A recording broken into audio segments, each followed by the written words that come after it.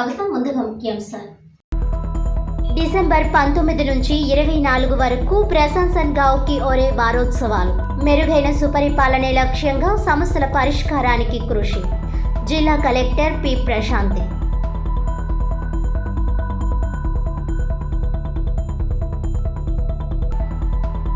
మీ నిర్లక్ష్యంతో మాకు చెడ్డ పేరు తేవద్దు. ప్రజలతో నవ్వుతూ మాట్లాడితే సగం సమస్య పరిష్కారమైనట్టే. 45-46 డివిజన్ల సచివాలయాలు ఆకస్మిక తనిఖీ చేసిన ఎమ్మెల్యే ఆదిరెడ్డి శ్రీనివాస్. 86వ సచివాలయం తాళం వేసి ఉండడం పట్ల ఆగ్రహం.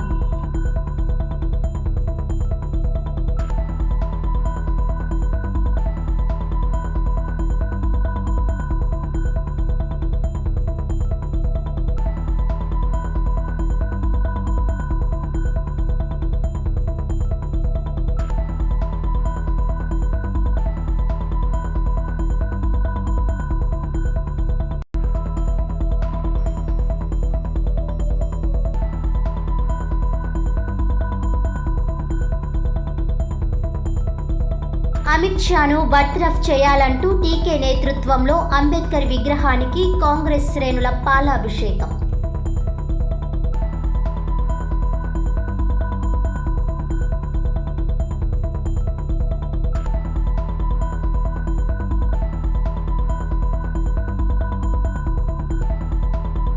అభాగ్యుల జీవితాల్లో వెలుగులు నింపుతున్న సీఎం సహాయ నిధి. లబ్ధిదారులకు సీఎం సహాయ నిధి చెక్కులు పంపిణీ చేసిన ఎమ్మెల్యే గోరంట్ల.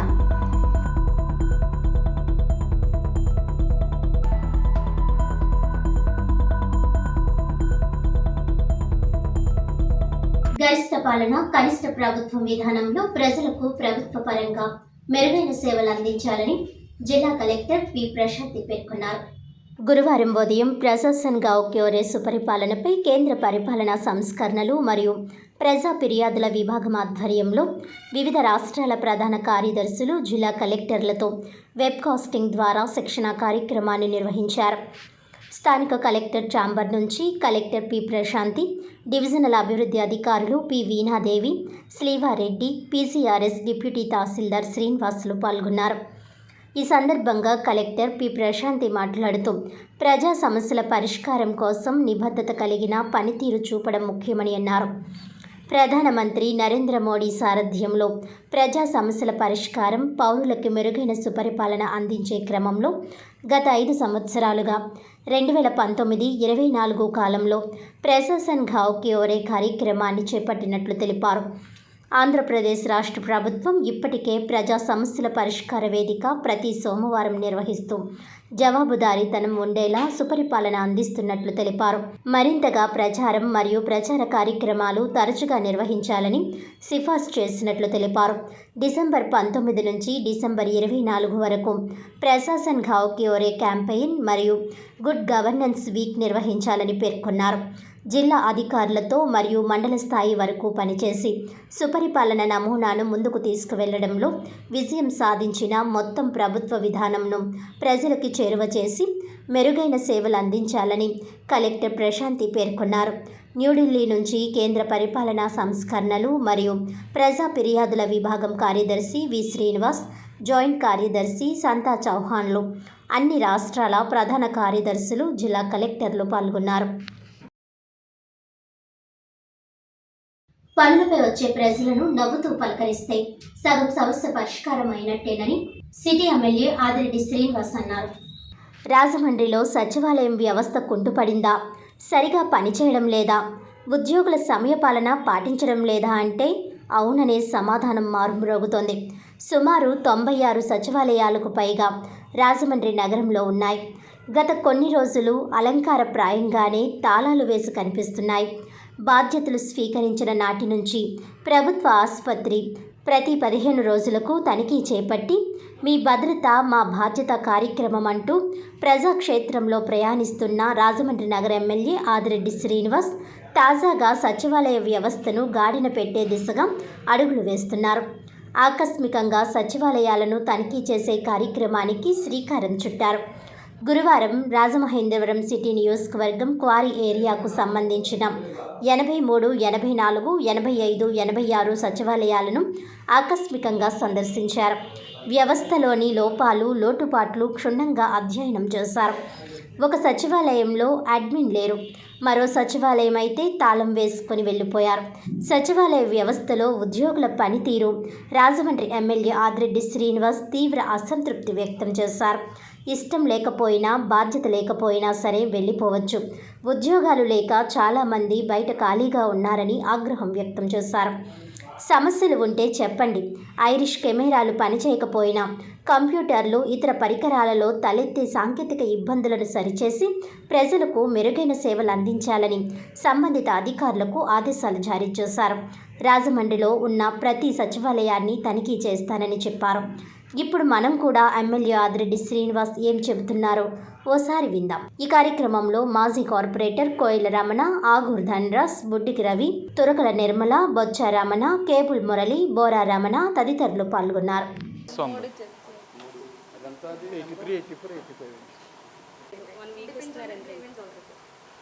చూడండి, ఆ గ్రీవెన్స్ రిడ్రెసల్ కూడా చాలా ఫాస్ట్ ఉండాలి. మీ చేయి దాటుతున్నప్పుడు ఎమ్మటనే మీ సుపీరియర్స్కి వెళ్ళాలి. పబ్లిక్కి మనం బెటర్ సర్వీసెస్ ఇవ్వాలి. ఇది ఎందుకు పెట్టామన్నది అది చూసుకోండి. డేటా ఆపరేటర్లు ఎవరున్నారా రమ్మని సార్ డేటా ఆపరేటర్ అన్ని డేటా ఆపరేటర్లు ఇక్కడ చేయమంటున్నారా? విజయ్ కుమార్ డేటా ఆపరేటర్ ఈ మరి చాలా అప్లికేషన్లు అన్నీ మిమ్మల్ని డేటా చేయమంటున్నారు. అంతా అప్లోడ్ అయ్యిందా? మన డిజిటలైజ్ అయిపోయిందా? మొన్న ఇచ్చిన అన్ని డేటా, పెన్షన్స్ కానీ ఇవన్నీ ఏదొచ్చినా ప్రజాదర్శనం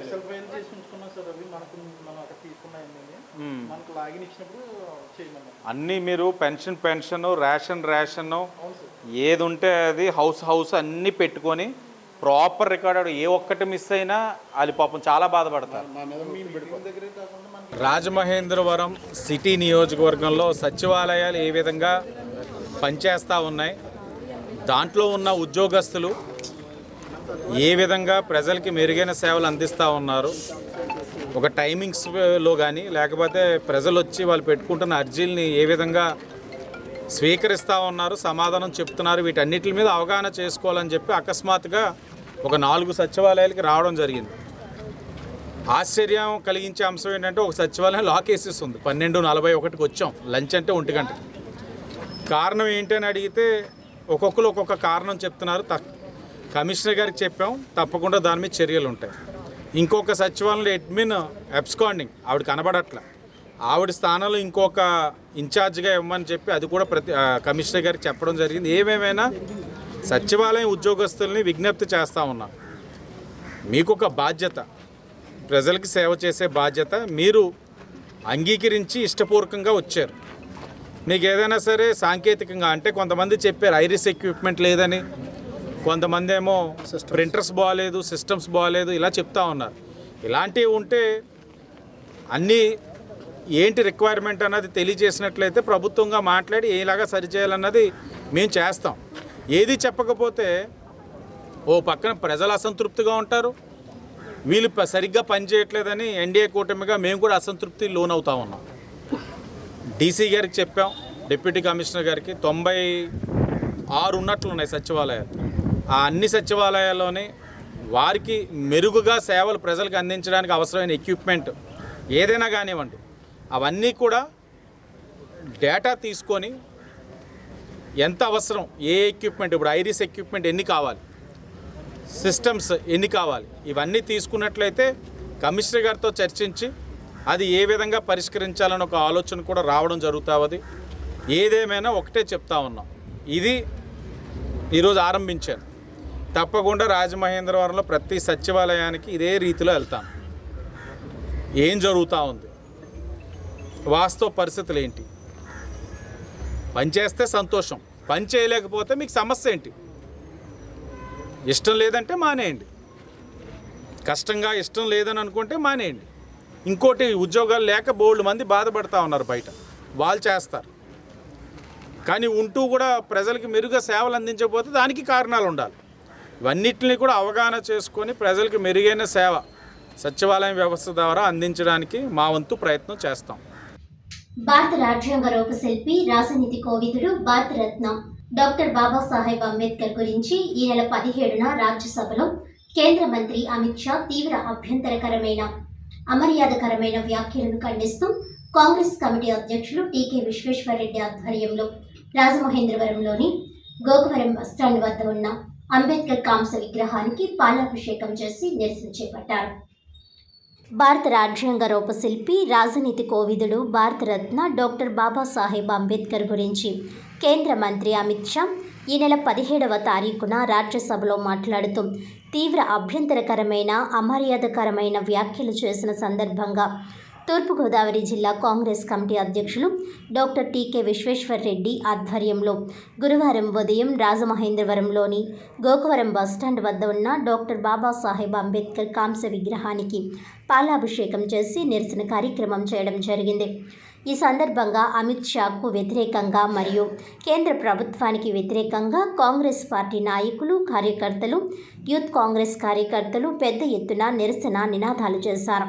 ఈ సందర్భంగా టీకే విశ్వేశ్వరరెడ్డి మాట్లాడుతూ భారతదేశంలో కోట్లాది మంది గౌరవించే భారతదేశ గొప్ప నాయకులలో ఒకరైన డాక్టర్ బాబాసాహెబ్ అంబేద్కర్ గురించి ఉన్నతమైన పదవుల్లో ఉన్న వ్యక్తి అయిన కేంద్ర మంత్రి అమిత్ షా ఇటువంటి అనుచిత వ్యాఖ్యలు చేయడం ద్వారా అమిత్ షా మన భారతదేశ రిపబ్లిక్ పునాదులను దెబ్బతీసే ప్రయత్నం చేశారని, భారతదేశ సామాజిక సామరస్యానికి ముప్పు వాటిల్లేటువంటి వ్యాఖ్యలను కాంగ్రెస్ పార్టీ తీవ్రంగా ఖండిస్తూ అమిత్ షాని మంత్రిమండలి నుంచి బర్తరఫ్ చేయాలని, అమిత్ షా బహిరంగ క్షమాపణ చెప్పాలని, భారతదేశంలో కోట్లాది మంది ప్రజలు అంబేద్కర్ గారిని దేవుడులాగా కొలుస్తారని, అటువంటి అంబేద్కర్ని కించపరిచే మాటలు మాట్లాడడం కడు శోచనీయమని అన్నారు.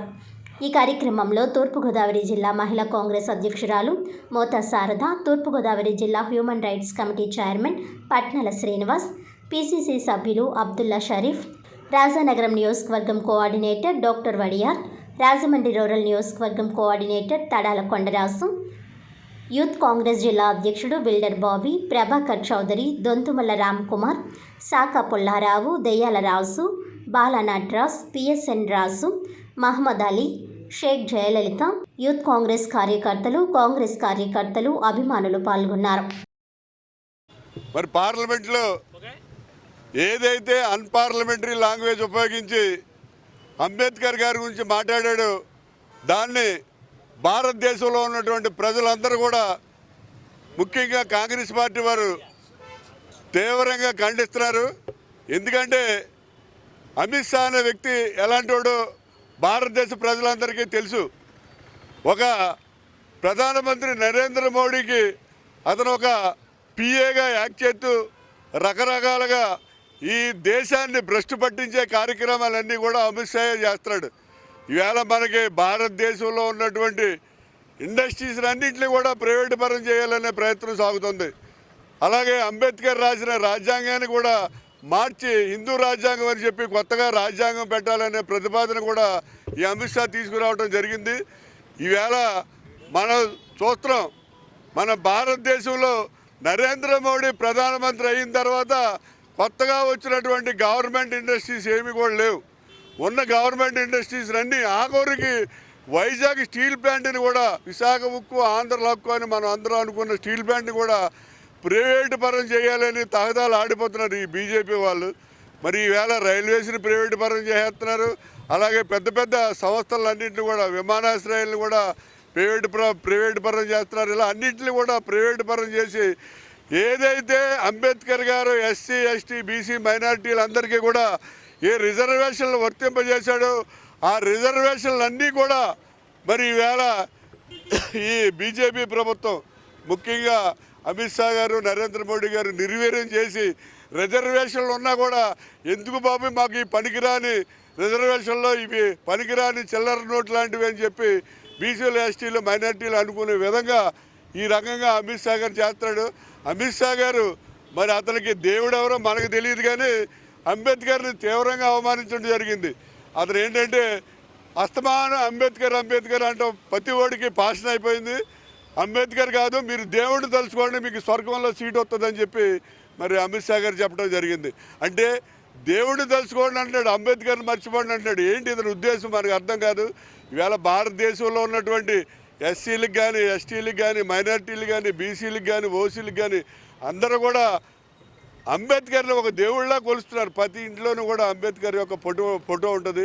అంబేద్కర్ గారి ఫోటో లేని ఇల్లు ఉండదు. ఎందుకంటే కొన్ని చోట్ల రాముడిది ఉంటుంది, కృష్ణుడిది ఉంటుంది, లేకపోతే వేరు దేవుళ్ళు ఉంటాయి. సాయిబాబా, అల్లా, కృష్ణ, యేసుప్రభుతో ఉంటుంది. కానీ మరి ప్రతి వాళ్ళ ఇంట్లోనూ కులాలకి మతాలకి అతీతంగా ఏకైక వ్యక్తి ఫోటో ఉండేది భారతదేశంలో ఏంటంటే అంబేద్కర్. అటువంటి అంబేద్కర్ గారిని తోడలాడినటువంటి అమిత్ షా గారు తక్షణం సెంట్రల్ మినిస్ట్రీ నుంచి అతను బర్తరఫ్ చేయాలని చెప్పి నరేంద్ర మోడీ గారిని, ఈ భారతీయ జనతా పార్టీ గవర్నమెంట్ని మేము డిమాండ్ చేస్తున్నాం. ప్రభుత్వాలు వెళ్తూ ఉన్నాయి. మరి పార్లమెంట్లో అమిత్ షా గారు మరి రాజ్యాంగం రచించినటువంటి వ్యక్తిని, బాబాసాహెబ్ అంబేద్కర్ గారిని మరి విమర్శించడం చాలా దారుణమైనటువంటి విషయం. మరి ఎస్సీ, ఎస్టీ, బీసీ, మైనార్టీస్ కులాలకి ఒక దశ నెరవేర్పినటువంటి అంబేద్కర్ గారిని విమర్శించారు. మరి ఈ పార్టీకి త్వరలోనే చర్మగీతం పాడే రోజులు ముందుగా ఉన్నాయి. మరి రాష్ట్ర ప్రజలంతా చూస్తూ ఉన్నారు. ఒక విమర్శనాత్మకమైనటువంటి మాటలో ఈ బీజేపీ ప్రభుత్వం చాలా ఆచితూచి మాట్లాడకుండా మరి ఇలాంటి విధానమైనటువంటి మాటలు పార్లమెంట్లో మాట్లాడడం చాలా అమానుషం. మరి మేము కాంగ్రెస్ పార్టీ తరఫు నుంచి ఖండిస్తున్నాం. మరి అర్జెంటుగా మరి అమిత్ షా గారిని పార్లమెంట్ నుంచి ఆయన మెంబర్షిప్ రద్దు చేయాలనేటువంటి మా ఆశ, మా కోరిక. మరి వెంటనే కూడా మరి ప్రభుత్వం రద్దు చేయాలి. మరి ప్రభుత్వాన్ని బీజేపీ ప్రభుత్వం వచ్చిన తర్వాత ఒక మతపరమైనటువంటి విషయంగా బీజేపీ ప్రభుత్వం వెళ్తూ ఉన్నది. ఎందుకంటే రాజ్యాంగం అంటే ఒక మతపరమైనటువంటిది కాదు. ప్రజలందరినీ శ్రేయస్సు కోరి మరి బాబాసాహెబ్ అంబేద్కర్ ఆ రోజు మరి రాజ్యాంగాలన్నీ చూసి క్రోడీకరించి ఆయన రాసించినటువంటి రాజ్యాంగాన్ని ఒక పార్లమెంట్లోకి అడుగు పెడితే రాజ్యాంగం మీద మరి ఒట్టు పెట్టుకుని పార్లమెంట్లోకి వెళ్తూ ఉంటాం. ఒక హైకోర్టులోకి వెళ్తూ ఉంటే పార్లమెంట్ మీద ఒట్టు వేసి మరి కోర్టులోకి వెళ్తూ ఉంటాం. అలాంటి రాజ్యాంగాన్ని విమర్శించినటువంటి వ్యక్తిని మరి ఎమర్జెన్సీగా ఖండిస్తున్నాం మేము. ఎందుకంటే కాంగ్రెస్ తరఫున, మా పార్టీ తరఫున అందరూ కూడా నిరసన ప్రదర్శనలు చేస్తూ ఉన్నాం. అధికారంలో ఉండగా మాజీ ఎంపీ మార్గాని భరత్రాం చేసిన అవినీతి అరాచకాలన్నీ ప్రజలకు తెలుసునని, అందువల్లే నాడు గాల్లో నెగ్గిన అతడిని ప్రజలు గాల్లోనే ఉంచేశారని తెలుగుదేశం పార్టీ నగర ప్రధాన కార్యదర్శి Buddiga Radha, Aryapuram bank director Buddiga Ravi, Rajahmundry parliament committee అధికార ప్రతినిధి దాసి ప్రసాద్ అన్నారు. ది రాజమండ్రి ప్రెస్ క్లబ్లో ఏర్పాటు చేసిన మీడియా సమావేశంలో బుడ్డిగ రాధ మాట్లాడుతూ నగర అభివృద్ధి కోసం, ప్రజల సంక్షేమం కోసం మంచి ఆలోచనలతో ముందుకు వెళ్తున్న ఎమ్మెల్యే ఆదిరెడ్డి శ్రీనివాస్పై భరత్రామ్ నిరాధార ఆరోపణలు చేస్తున్నారని అన్నారు. ఆదిరెడ్డి వాసును ఈవీఎం ఎమ్మెల్యే అంటూ గాలి ఎంపీ హీనమైన వ్యాఖ్యలు చేస్తున్నారని అన్నారు. గత ఎన్నికల్లో ఆదిరెడ్డి వాసుకు 72,000 మెజారిటీ వచ్చిందన్న విషయం గుర్తుంచుకోవాలని భరత్రామ్కు సూచించారు. ఇసుకలో రోజుకు 24 లక్షలు ఎమ్మెల్యే ఆదిరెడ్డి వాసుకు వస్తోందని, వచ్చిన ఆ డబ్బును లెక్క పెట్టేందుకు 3 కౌంటింగ్ మిషన్లు వినియోగిస్తున్నారని భరత్రామ్ చేసిన వ్యాఖ్యలను ఖండించారు. గతంలో ఆదిరెడ్డి వాసుకు సీటు రాదని భరత్రామ్ అనేవాడని, చంద్రబాబు, లోకేష్ మాట్లాడుతుంటే భరత్రామ్ వారి గదిలోకి దూరి వారి మాటలు విన్నట్టు ఇసుకలో డబ్బులు వచ్చేస్తున్నాయన్న భ్రమలో ఉన్న భరత్రామ్కి ఆ డబ్బులు లెక్కిస్తున్నప్పుడు గదిలో ఉన్నాడేమోనని ఎద్దేవా చేశారు. తండ్రి సమానులైన ఆదిరెడ్డి అప్పారావుకు చెప్పు చూపించినప్పుడే భరత్ పతనం ప్రారంభమైందని, భరత్ తండ్రి మార్గాని నాగేశ్వరరావు సంస్కారం ఉన్నవారని, భరత్ సంస్కారహీనుడని మండిపడ్డారు. లిక్కర్ షాపుల నుంచి నెలకు 14 లక్షల రూపాయలు ఆదిరెడ్డి వాసుకు అందుతున్నాయన్న భరత్రామ్కు ప్రస్తుతం నష్టాల్లో ఉన్న ఆ మద్యం షాపులను తీసుకునే దమ్ముందా అని సవాల్ విసిరారు. అధికారంలో ఉన్నప్పుడు అతను తీసుకున్నట్టే ఆదిరెడ్డి వాసు కూడా కమిషన్లు తీసుకుంటున్నాడన్న భ్రమలో భరత్రామ్ జీవిస్తున్నాడని, ఆ అవసరం ఆదిరెడ్డి కుటుంబానికి లేదని స్పష్టం చేశారు. మంచి ఆలోచనలతో ఎమ్మెల్యే ఆదిరెడ్డి వాసు ముందుకు వెళ్తున్నారని, భాస్కర్ నగర్ భూ మాఫియాపై చర్యలు తీసుకోవాలని అసెంబ్లీలో చర్చ పెట్టారని, గంజాయి, బ్లేడ్ బ్యాచ్లకు సంబంధించిన 80 మందిని లోపల వేయించారని, ప్రజా సమస్యల పరిష్కారం కోసం ప్రజావేదిక, మహిళల రక్షణ కోసం మీ భద్రత మా బాధ్యత కార్యక్రమాలు ఏర్పాటు చేయడం, మహిళా రక్షక్ తదితర కార్యక్రమాలు నిర్వహిస్తున్నారని గుర్తు చేశారు. మరో 30 ఏళ్లు రాజమండ్రికి ఆయనే ఎమ్మెల్యేగా ఉంటారని, మంత్రి కూడా అవుతారని ధీమా వ్యక్తం చేశారు. బుడ్డిగ రవి మాట్లాడుతూ సొంత వర్గానికి చెందిన హాస్య నటులు రేలంగి బీసీల కోసం పోరాడిన దొమ్మేటి విగ్రహాలు పెట్టలేని, అలాగే దళితులకు ఏనాడు ఏం చేయని భరత్రామ్కు బీసీలు, దళితుల గురించి మాట్లాడే నైతిక హక్కు లేదన్నారు. ఆ 2 విగ్రహాలను ఎమ్మెల్యే ఆదిరెడ్డి వాసు పెట్టించారని అన్నారు. ప్రజా నాయకుడు ఎవరో, ప్రజా భక్షకుడు ఎవరో ప్రజలకు తెలుసునని అన్నారు. కూటమి ప్రభుత్వం కక్ష సాధింపు చేయదని అన్నారు. అందుకే భరత్ రామ్ ఇంకా హాయిగా తిరుగుతున్నాడని, భరత్ రామ్ అవినీతికి కేర్ ఆఫ్ అడ్రస్ అని అన్నారు. ఆదిరెడ్డి కుటుంబంపై ఇంకొకసారి లేనిపోని ఆరోపణలు చేస్తే ఖబర్దార్ చూస్తూ ఊరుకోమని అన్నారు. మీడియా సమావేశంలో టీడీపీ నాయకులు తవ్వారాస, కోకోనట్ వాసు, కోసూరి చండీప్రియ, ఊర్లంకల లోకేష్, గొర్రెల రమణి, కర్రిగాసి, మల్లా వెంకటరాసు, శ్యామ్ తదితరులు పాల్గొన్నారు. సంబంధించిన దానికి దరఖాస్తు చేయాలనుకుంటున్నాం, ఫిర్యాదు చేయాలనుకుంటున్నాం.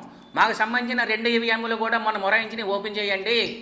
అవి కూడా ఎంత చేస్తే మాకు కనీసం అప్పుడు ఎంత అవుతుందంటే 75,000 పైచిలకు మెజారిటీ వస్తుందని చెప్పి మేము ఆశిస్తున్నాం. అది మీరు అర్థం చేసుకోండి.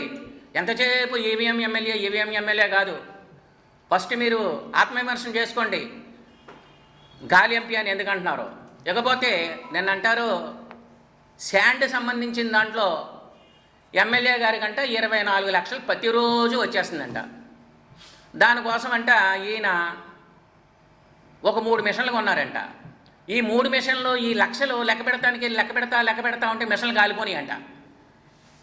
ఏమండి అసలు మాకు తెలియగలుగుతున్నాం అంటే మీరేమన్నా ఆ లెక్క పెట్టి చోట అందులో దూరేగా ఎన్ని వెనకాల నుంచి చూస్తున్నారా? మిషన్లు ఎలా లెక్క పెడుతున్నాయి, ఏం చేస్తున్నాయి, ఎన్ని ఇదని మీరు అక్కడికి వెళ్ళారా, దాంట్లో దూరారా? మాకు అర్థం అవ్వట్లేదు. ఇది వరకు ఈయన గాలి ఎంపీ గారు అంటుండేవారు ఏమనంటే, మీకు లోకేష్ గారు, భరత్ గారు మీకు సీట్ ఇవ్వరండి అనేవారు. అనేటప్పుడు వెంటనే ఆదిరెడ్డి వాసు గారు ఏం కౌంటర్ ఇచ్చారంటే, మీరేమన్నా వాళ్ళ మంచం కింద దూరి వాళ్ళు మాట్లాడుకున్నప్పుడు ఏమన్నా విన్నారా అని చెప్పి కౌంటర్ వేసేవారు వాసు గారు. అలా మేము అడుగుతున్నాం, మీరు 24 లక్షల రూపాయలు ప్రతిరోజు ఆదాయం వచ్చేస్తుంది అంటున్నారు కదా, మీరు ఎలా చూశారు? మీరు ఎందుకు దూరారు అక్కడికి? మీకు అక్కడ పని ఏంటి? అసలు మీకు దూరవలసిన పని ఏంటి? ఎలా దూరం చెప్తున్నారు? మీకు అసలు ఏమన్నా చిప్పు పనిచేస్తుందా? చిప్పు ఏమన్నా దొబ్బిందా? మాకేం అర్థం కావటంలే. ఎంతసేపు ఇదే ఆరోపణలు చేస్తూ ఉంటాం, కరెక్ట్ కాదు, అర్థం చేసుకోండి. ఎందుకంటే ఆరోపణలు చేసే ముందు మనం ఆలోచన చేసుకోవాలి. మార్గాని నాగేశ్వరరావు గారు ఉన్నారు, ఆయన మహా పెద్ద మనిషి. మేము ఎప్పుడు కూడా 2 చేతులు జోడించి ఆయనకి నమస్కారం చెప్తాం, చాలా సంస్కారవంతులు. కానీ మీరున్నారే సంస్కారహీనులు. మీరు ఎంతసేపు ఇదే చెప్తారేంటి? మార్గాని నాగేశ్వరరావు గారు కానీ ఆదిరెడ్డి అప్పారావు గారు కానీ వారిద్దరు కూడా సమకాలికులు. ఎందుకంటే మీరు బిడ్డలాంటి వారు. మీరు ఆదిరెడ్డి అప్పారావు గారి మీద చెప్పు తీశారంటే ఏంటండి అసలు? ఈ సభ్య సమాజం తలదించుకునేలా ఉంది. తండ్రి మీద చెప్పు తీసినట్టేగా. మీటింగు ఒక రాజమండ్రి చరిత్రలోనే ఒక మంచి వరవడిని, మంచి అధ్యాయాన్ని సృష్టించాలనేటువంటి ఉద్దేశంతో బీసీ, ఎస్సీ, ఎస్టీ, మైనారిటీ అని చెప్పేసి ఒక ఆత్మీయ సమావేశాన్ని నిర్వహించి అన్ని కులాలకు సంబంధించి, అన్ని వర్గాలకు సంబంధించి, అన్ని పార్టీలకు సంబంధించినటువంటి ముఖ్య నాయకులందరినీ కూడా ఒక వేదికగా ఏర్పాటు చేసి నన్ను పిలవడం జరిగింది. కొన్ని తీర్మానాలు కూడా వారందరూ చేయడం జరిగింది. ఆ తీర్మానాలను ఆమోదించే కార్యక్రమం కూడా నేను తీసుకుంటానని చెప్పి ఎమ్మెల్యే గారు హామీ ఇవ్వడం జరిగింది. నిన్న ఎమ్మెల్యే గారు చేసినటువంటి ఆ యొక్క కార్యక్రమాన్ని మీ పార్టీ వాళ్ళు కూడా, వైఎస్ఆర్ పార్టీ నుంచి వచ్చినటువంటి బీసీ నాయకులు కానీ, ఎస్సీ నాయకులు కానీ చాలామంది వచ్చారు. వాళ్ళందరూ కూడా చప్పట్లు కొట్టి ఎమ్మెల్యే గారిని అభినందించారు. అది మీరు గమనించాలి. ఇటువంటి విషయాలన్నీ కూడా మీరు చూడకుండా మీరు ఏదో మాట్లాడాలి, ఆదిరెడ్డి కుటుంబం మీద బురద చల్లాలనేటటువంటి ఉద్దేశంతో మీరు మాట్లాడుతూ ఉన్నారు. ఆకాశం మీద ఉమ్మేస్తే అది మీ మొహం మీద పడుతుంది, అది మీరు గమనించాలి. మీరు అవినీతి గురించి మాట్లాడుతూ ఉన్నారు. ఎన్నో అవినీతి కలంకాలు మీకు, అవన్నిటిని కూడా మీరు మర్చిపోయారు. ఆవభూములు మీ పార్టీ వాళ్ళే, సొంత పార్టీ వాళ్ళే ఆవభూముల్లో మీరు చాలా అవినీతి జరిగిందని చెప్పి మీ మీద ఆరోపణలు ఉన్నాయి. అలాగే ఇక కోఆపరేటివ్ బ్యాంక్ విషయానికి వస్తే, మీ యొక్క టైంలో కోఆపరేటివ్ బ్యాంకులో కూడా భారీ ఎత్తున అవినీతి జరిగిందని, అలాగే గిఫ్ట్లు కొనేటటువంటి విషయంలో కూడా అక్కడ ఉన్నటువంటి పాలకవర్గాన్ని పక్కన పెట్టి మీరే అప్పుడు వాటిలన్నింటిలో కూడా మంతనాలు సాగించి అందులో కూడా అవినీతికి పాల్పడ్డారనేటటువంటి ఆరోపణలు కూడా ఉన్నాయి. 5 కోట్లు. భారత రాజ్యాంగ నిర్మాత డాక్టర్ బాబాసాహెబ్ అంబేద్కర్ పై పార్లమెంట్లో విద్వేష అనుచిత వ్యాఖ్యలు చేసి అవమానించిన కేంద్ర హోంమంత్రి అమిత్ షా తక్షణమే రాజీనామా చేసి ప్రజలకు క్షమాపణ చెప్పాలని సిపిఎం తూర్పుగోదావరి జిల్లా కార్యదర్శి టి అరుణ్ డిమాండ్ చేశారు. పార్లమెంట్లో అంబేద్కర్పై అమిత్ షా అనుచిత వ్యాఖ్యలను ఖండిస్తూ ఒక ప్రకటన విడుదల చేశారు. భారత పార్లమెంట్ వ్యవస్థకు ప్రజాస్వామ్యానికి మూలస్తంభమైన డాక్టర్ అంబేద్కర్ అంటే బీజేపీ ఆర్ఎస్ఎస్ శక్తులకు ఎంత ద్వేషముందో షా వ్యాఖ్యలు అద్దం పడుతుందని, ఈ శక్తులకు రాజ్యాంగం అన్న అంబేద్కర్ అన్న ద్వేషమని, రాజ్యాంగం బదులు మనుస్మృతి పాలన కోసం రాజ్యాంగాన్ని తూట్లు పొడుస్తున్నారని విమర్శించారు. దేవుల్ని నామం స్మరించుకోవడం వలన ఎవరికేం జరిగిందో తెలియదు కానీ అంబేద్కర్ వల్ల మోడీ షాలు పార్లమెంట్లో మాట్లాడగలుగుతున్నారని అన్నారు. కోట్లాది నిమ్న జాతుల ప్రజల ఆత్మగౌరవానికి అంబేద్కర్ ప్రతిబింబమని, అంబేద్కర్ను అవమానించిన షా తగిన మూల్యం చెల్లించక తప్పదని అరుణ్ విమర్శించారు. ఈ సమావేశంలో జువల రాంబాబు, బి పవన్, ఎస్ఎస్ మూర్తి, సిపిఎం రాజమహేంద్రవరం నగర కార్యదర్శి కర్రి రామకృష్ణ, వి రాంబాబు తదితరులు పాల్గొన్నారు. భారత రాజ్యాంగం పట్ల, ఇవాళ భారత రాజ్యాంగ నిర్మాత డాక్టర్ బాబాసాహెబ్ అంబేద్కర్ పట్ల కేంద్ర హోంశాఖ మంత్రి పార్లమెంటు సాక్షిగా అవమానకరంగా మాట్లాడడాన్ని సిపిఎం తూర్పుగోదావరి జిల్లా కమిటీ తీవ్రంగా ఖండిస్తా ఉన్నాం. ఈ దేశంలో భారతదేశ ప్రజాస్వామ్య హక్కుల కోసం, దళితులు, అట్టడుగు తరగతుల హక్కుల కోసం యావత్ జీవితం కృషి చేసినటువంటి మహనీయుడు భారత రాజ్యాంగ నిర్మాత డాక్టర్ బాబాసాహెబ్ అంబేద్కర్ పట్ల కేంద్ర హోంశాఖ మంత్రి అనుచిత వ్యాఖ్యలు చేయడం సరైనది కాదని చెప్పి సిపిఎం పార్టీ తీవ్రంగా ఖండిస్తూ ఉంది.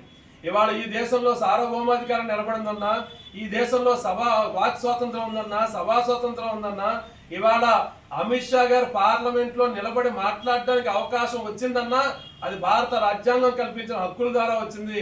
ఆ భారత రాజ్యాంగాన్ని నిర్మాతల్లో ముఖ్యమైనటువంటి వ్యక్తి డాక్టర్ బాబాసాహెబ్ అంబేద్కర్ అనే విషయాన్ని ఇవాళ బీజేపీ ఆర్ఎస్ఎస్ గుర్తుంచుకోవాల్సిన అవసరం ఉందని చెప్పి కూడా చెప్పదలుచుకున్నాం. అంతేకాదు ఇవాళ భారతదేశంలో భారత రాజ్యాంగాన్ని సమూలంగా ధ్వంసం చేసి ఇవాళ ఆర్ఎస్ఎస్ చెప్తున్నటువంటి మనుధర్మ సిద్ధాంతాన్ని ఈ దేశంలో ప్రవేశపెట్టాలనేటువంటి ఆర్ఎస్ఎస్ లక్ష్యం ఏదైతే ఉందో దానికి అనుగుణంగానే ఇవాళ భారత పార్లమెంట్లో అమిత్ షా అంబేద్కర్ పట్ల అవమానకరంగా మాట్లాడాడని చెప్పి కూడా మేము ఖచ్చితంగా చెప్పగలుగుతున్నాం. ఎందుకంటే డాక్టర్ బాబాసాహెబ్ అంబేద్కర్ ఈ దేశం ప్రజాస్వామ్యంగా ఉండాలని కోరుకున్నాడు. ఈ దేశంలో ప్రజలందరికీ ప్రాథమిక హక్కులు ఉండాలని కోరుకున్నాడు. ఈ దేశంలో ప్రజలందరికీ ప్రజాస్వామికమైనటువంటి వాతావరణం ఉండాలని కోరుకున్నాడు. అట్లాంటి దానికి భిన్నమైనటువంటి మనుధర్మ సిద్ధాంతాన్ని ఆయన తగలబెట్టాడు. అందుకనే ఇవాళ ఆర్ఎస్ఎస్ బీజేపీకి డాక్టర్ అంబేద్కర్ పట్ల అంత తీవ్రమైన అక్కసు ఉన్నది. ఆ అక్కసు మొత్తాన్ని ఇవాళ భారత పార్లమెంట్లో కేంద్ర హోంశాఖ మంత్రి అమిత్ షా వెళ్ళగెక్కాడు. అందుకనే సిపిఎం పార్టీగా డిమాండ్ చేస్తా ఉన్నాం, ఇవాళ భారత రాజ్యాంగ నిర్మాతను అవమానకరంగా మాట్లాడినటువంటి అమిత్ షా పార్లమెంట్లో రాజీనామా చేయాలి. ఇవాళ బేషరతుగా భారత ప్రజానీకాలందరికీ క్షమాపణ చెప్పాలని చెప్పి డిమాండ్ చేస్తా ఉన్నాం. భారతదేశ ప్రజలు, భారతదేశంలో ప్రజాస్వామికవాదులు, ప్రజాస్వామ్య హక్కులు కావాలని కోరుకునే వాళ్ళందరూ కూడా ఇవాళ భారత పార్లమెంట్ సాక్షిగా అంబేద్కర్ పట్ల అవమానకరంగా మాట్లాడిన అమిత్ షా రాజీనామా కోసం ఆందోళన చేయాలని చెప్పి కూడా సిపిఎం పార్టీ ప్రధానికాన్ని కోరుతా ఉంది. ఇవాళ భారత పార్లమెంట్ ని మరింత సమున్నతంగా నిలబెట్టేదానికోసం అమిత్ షా రాజీనామా చేస్తేనే ఇవాళ భారత రాజ్యాంగం పట్ల గౌరవం ఉందని చెప్పి అర్థమవుతుంది. ఆ రకంగా అమిత్ షా రాజీనామా చేయాలని చెప్పి సిపిఎం పార్టీ డిమాండ్ చేస్తా ఉంది. వైజాగ్ నుండి దేవరపల్లి వైపు జాతీయ రహదారిపై వెళ్తున్న bathroom cleaning acid liquid tanker GSL ఎదురుగా ట్యాంకర్ నుంచి యాసిడ్ లీక్ అవడంతో స్థానికులు ఆందోళన చెందారు. పోలీసులు, ఫైర్ సిబ్బంది సకాలంలో స్పందించడంతో పెను ప్రమాదం తప్పింది.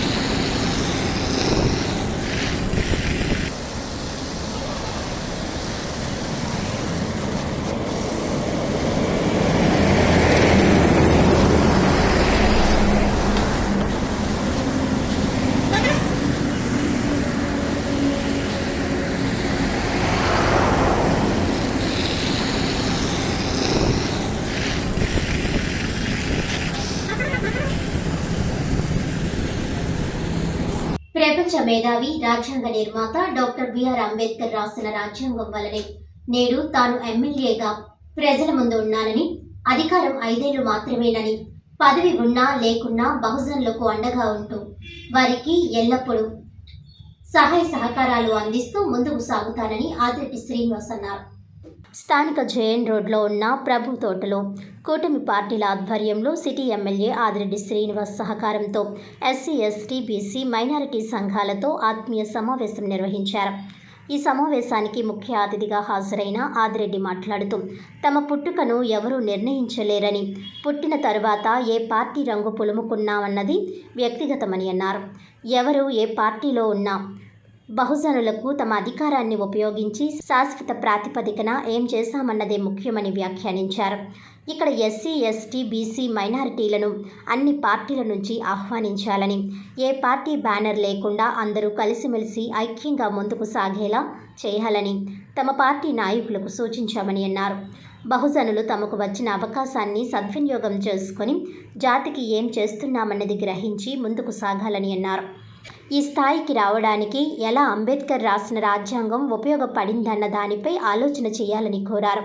ఈ సమావేశంలో చేసిన తీర్మానాలను ప్రభుత్వం దృష్టికి తీసుకుని వెళ్లి పరిష్కారం చేసేందుకు తమ వంతు కృషి చేస్తామని అన్నారు. ఆయన కంటే ముందు బహుజన నాయకులు బుడ్డిగ శ్రీనివాస్, నయనాల కృష్ణారావు, సానబోయిన రామారావు, కేకే సంజీవరావు, ఎల్వి ప్రసాద్, రెడ్డిమణి, మజ్జి రాంబాబు, తాళ్ళూరి రాజేంద్ర ప్రసాద్, బుడ్డిగ రాధ, కుడుపొడి పార్థసారథి, కప్పల వెలుగు కుమారి, కాశీ నవీన్ కుమార్, చాపల చినరాజు, రాచపల్లి ప్రసాద్, ఎస్ఈకే తిలక్ కుమార్, కోమలి తదితరులు మాట్లాడారు.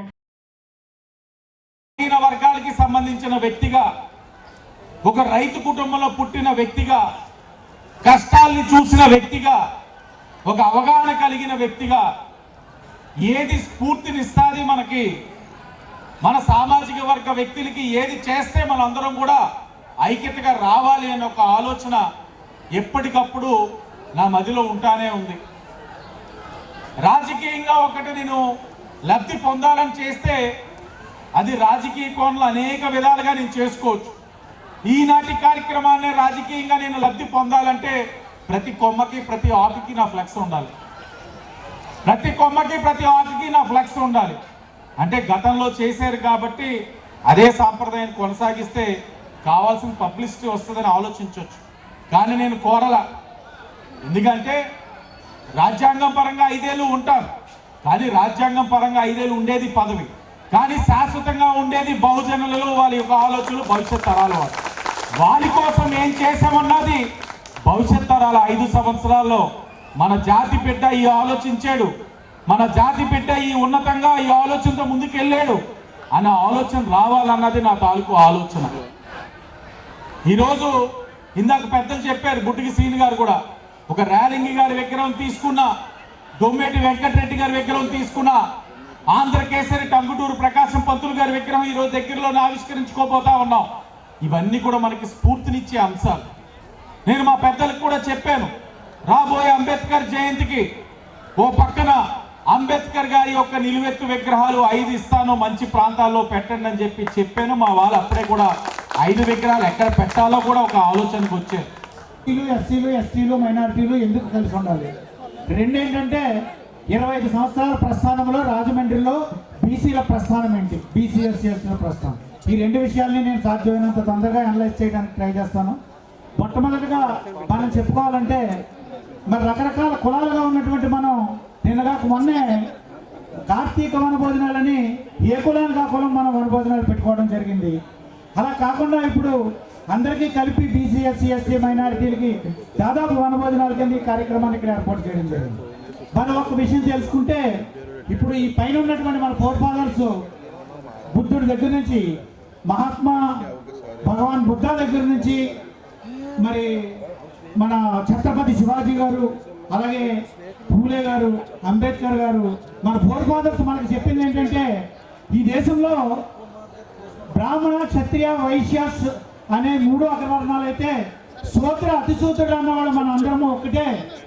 మనం సమస్యల ఆధారంగా ఒకటి, చరిత్ర పరంగా ఒకటి, సైన్స్ పరంగా ఒకటి అని ఈ 3 విషయాల్ని కూడా మనకు చెప్పడం జరిగింది. సమస్యలు అంటే ఏంటంటే బీసీలు ఎస్సీలు ఎస్టీలు మైనారిటీలు దాదాపు అందరం కూడా ఆర్థికంగా వెనుకబడి ఉంటాం. చదువు లేదు, రాజ్యాధికారం లేదు, మనకి 10 ఫ్యాక్టరీలు లేవు, మాల్స్ లేవు, లేదా మనకు ఐఏఎస్ ఆఫీసర్ ఐపీఎస్ ఆఫీసర్లు కూడా చాలా తక్కువ మంది ఇప్పుడు వచ్చేటటువంటి పరిస్థితి. ఏ గ్రూప్లోకి వెళ్ళినా చిన్న చిన్న ఇళ్ళు పనిచేసుకోవడం, ఈ దేశంలో సమస్త పనులు చేసేది మనమే ఉన్నాము. పరిష్కారం చేసుకోవడానికి మనం ముందుకెళ్ళాలి అని ఒక సదాశయం ఉంది కాబట్టి ఈరోజు ఈ కార్యక్రమాన్ని ఏర్పాటు చేశారని నేను భావిస్తున్నాను. అలాగే 70,000 పైచిలుకు ఓట్ల మెజారిటీతో గెలిచినటువంటి వాసు గారి గెలుపులో వీళ్ళందరూ కూడా భాగస్వాములే అని ఆయన నమ్మారని నేను భావిస్తున్నాను. అందుకు కృతజ్ఞతా సమావేశంగా ఈ ఏర్పాటు చేశారని చెప్పి కూడా నేను మనస్ఫూర్తిగా భావిస్తున్నాను. వారికి ప్రత్యేకంగా కృతజ్ఞతలు తెలియజేసుకుంటూ మా యొక్క సంఘం తరఫున ఎప్పటి నుంచో అపరిష్కృతంగా ఉన్నటువంటి బీసీ కులాలకు చెందినటువంటి సినీ రంగంలో రేలంగి వెంకటరామయ్య గారి విగ్రహాన్ని గోదావరి గట్టున అనేక మంది మానయ్యల విగ్రహాలను పెట్టారు. వారి విగ్రహాన్ని కూడా పెట్టాలి అనే ప్రయత్నాలు ఎన్నో సార్లు జరిగినప్పటికీ కూడా విఫలమవుతూ వచ్చాం. అది వాసు గారు, అప్పారావు గారి నేతృత్వంలో మరి ఇతర పెద్దలందరి సహాయ సహకారాలతో డాక్టర్లు ఉండేటట్టు చూడాలనేది కోరుతున్నాము. అలాగే వచ్చే పుస్తకాల్లో ఈ కులాలన్నీ కూడా ఏ బీసీలు, ఎస్సీలు, ఎస్టీలు కళ్యాణ మండపాలు కట్టుకోవాలనే కోరుకున్నది ఎవరో కట్టుకోలేని పరిస్థితి ఉంది. రేపు పుస్తకాల్లో వాళ్ళ బంధువులు వాళ్ళు వస్తారు. అందువల్ల ఉన్నటువంటి వీధుల్లో ఉన్నటువంటి కళ్యాణ మండపాలు పంచాయతీలకి ఎలా చేసుకుంటుంది గవర్నమెంట్. అందువల్ల అవన్నీ మన లోకల్ ఉన్నటువంటి సంఘాలకు అప్పగించాలని కోరుతూ ఈ అవకాశం ఇచ్చినటువంటి వైద్య ఖర్చులు భారమై ఆర్థిక సమస్యలతో సతమతమవుతున్న అభాగ్యుల జీవితాల్లో ముఖ్యమంత్రి సహాయ నిధి వెలుగులు నింపుతోందని రూరల్ శాసనసభ్యులు గోరంట్ల బుచ్చయ్య చౌదరి పేర్కొన్నారు. అధికారంలోకి వచ్చిన నాటి నుండి పేద ప్రజలకు మేలు చేసే విధంగా కూటమి ప్రభుత్వం పనిచేస్తోందని, ముఖ్యమంత్రి మన చంద్రన్న అడిగిన వెంటనే ఆపన్న హస్తం అందేలా చర్యలు తీసుకుంటున్నారని, ఆర్థిక స్తోమత లేని అనేక మందికి ముఖ్యమంత్రి సహాయ నిధి ఎంతగానో ఉపయోగపడుతుందని తెలిపారు. హుకుంపేట గ్రామానికి చెందిన ప్రగళ్లపాటి కల్పనకు 7 లక్షల రూపాయలు, మంతెన శ్రీరామ్మూర్తికి 2,22,731 రూపాయలు, కాతేరు గ్రామానికి చెందిన జొన్నాడ వీరవెంకట సూర్య సాయికి 1,00,000 రూపాయలు, వల్లేపు ఈశ్వర్కు 61,572 రూపాయలు, డొల్ల గ్రామానికి చెందిన వట్టి తలుపులమ్మకు 40,000 రూపాయలు ముఖ్యమంత్రి సహాయ నిధి చెక్కులను లబ్ధిదారులకు ఎమ్మెల్యే అందించారు. ఈ కార్యక్రమంలో మండల తెదేపా అధ్యక్షులు మత్సేటి ప్రసాద్, నున్న కృష్ణ, బొప్పన నానాసి, ముమ్మడి దేవి నాగేశ్వరరావు, గురపు సత్యనారాయణ తదితరులు పాల్గొన్నారు. Vikas society for rural development వ్యవస్థాపకులు డాక్టర్ ఆర్లగడ్డ ప్రభాకర్ ఆధ్వర్యంలో స్థానిక విఎన్పురం పార్కులో బుధవారం వృద్ధుల క్రిస్మస్ వేడుకలు ఘనంగా నిర్వహించారు. ప్రేమకు, త్యాగానికి, సహనానికి ప్రతిరూపం యేసుక్రీస్తు అని వివరించారు. ప్రపంచ నలుమూలలా క్రీస్తును ఆరాధిస్తారని తెలిపారు. ఈ కార్యక్రమంలో నోకారపు ముత్యాలరావు, టీడీపీ 11వ division incharge Kantipudi Rajendra Prasad, Betha Venkataramana, Gubbala Venkataramana, Gujjula Vinod Babu, K Srinivasarao, Deshabhaktula Ratnakumar, doctor Sunkara Venkateswararao, Siddhela Rajubabu, Paturi Appanna, పాస్టర్లు doctor Mallipudi Martin Luther, Mallipudi Livingston, Nalli Chittibabu, ముమ్మడివరపు Mohan Rao, Vikas సేవా సంస్థ అధ్యక్షురాలు బల్లి రత్న జ్ఞానకుమారి, 300 మంది క్రైస్తవులు తదితరులు పాల్గొన్నారు. వార్తలను ముఖ్యాంశాలు మరోసారి. డిసెంబర్ 19 నుంచి 24 వరకు ప్రశంసన్ గావ్ కి ఓరే వారోత్సవాలు. మెరుగైన సుపరిపాలనే లక్ష్యంగా సమస్యల పరిష్కారానికి కృషి. జిల్లా కలెక్టర్ పి ప్రశాంతి.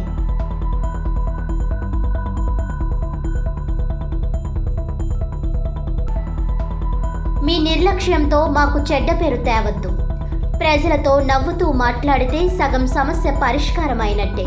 45, 46 డివిజన్ల సచివాలయాలు ఆకస్మిక తనిఖీ చేసిన ఎమ్మెల్యే ఆదిరెడ్డి శ్రీనివాస్. 86వ సచివాలయం తాళం వేసి ఉండడం పట్ల ఆగ్రహం.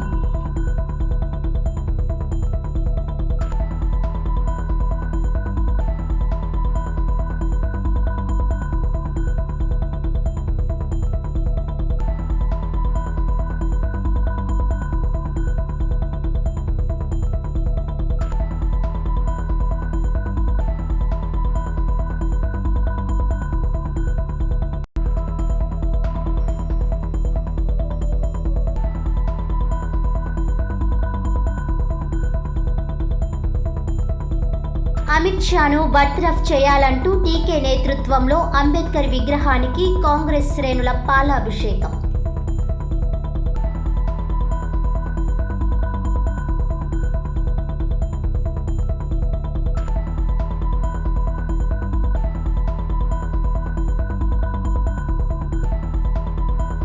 అభాగ్యుల జీవితాల్లో వెలుగులు నింపుతున్న సీఎం సహాయ నిధి. లబ్ధిదారులకు సీఎం సహాయ నిధి చెక్కులు పంపిణీ చేసిన ఎమ్మెల్యే గోరంట్ల.